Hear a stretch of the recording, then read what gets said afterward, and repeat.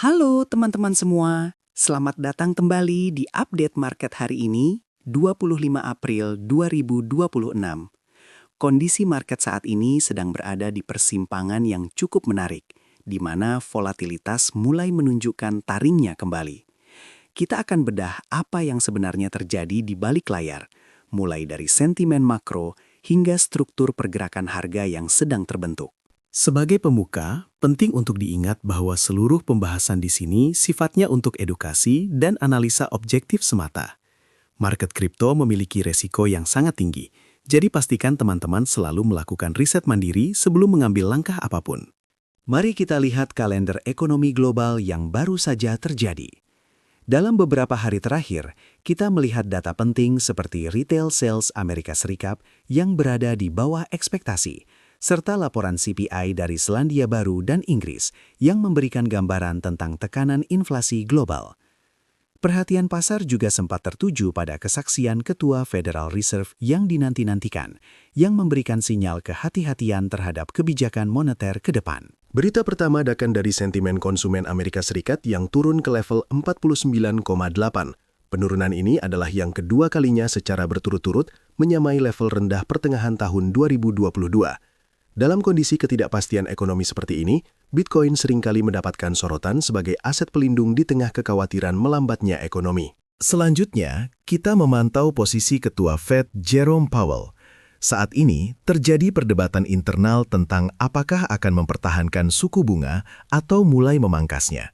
Sinyal dari beliau sangat dipantau ketat, karena keputusan ini akan sangat menentukan alur masuknya modal spekulatif ke aset berisiko seperti kripto dalam jangka pendek.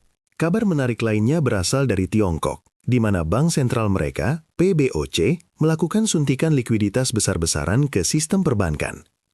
Langkah ini bertujuan untuk menstabilkan pertumbuhan ekonomi yang sedang melemah.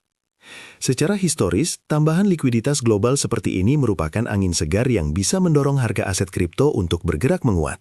Terkait suasana hati market, Fear and Greed Index kita hari ini berada di angka 43, yang masuk dalam zona netral, cenderung ke arah ketakutan.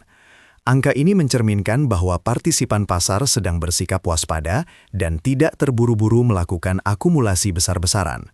Berbicara mengenai indikator teknikal jangka panjang, kita melihat Pi Cycle Top saat ini masih belum memberikan sinyal peringatan aktif. Harga Bitcoin masih jauh di bawah batas atas indikator ini, yang menunjukkan bahwa secara teknikal kita belum berada di puncak siklus yang ekstrim. Sementara itu, indikator Puell Multiple berada di level 0,73. Angka ini memberikan gambaran tentang profitabilitas penambang. Berada di bawah angka 1 seringkali diartikan sebagai fase yang masih cukup sehat bagi fase akumulasi dalam siklus pasar.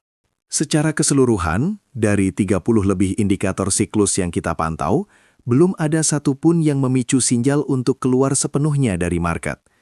Semua indikator masih menunjukkan fase konsolidasi, yang artinya kita harus tetap sabar memantau respon harga di area-area kunci. Sekian pembahasan kita hari ini. Perlu diingat, ini hanyalah analisa edukasi dan bukan panduan wajib. Selalu gunakan manajemen risiko yang ketat dalam setiap perencanaan teman-teman. Sampai jumpa di update berikutnya.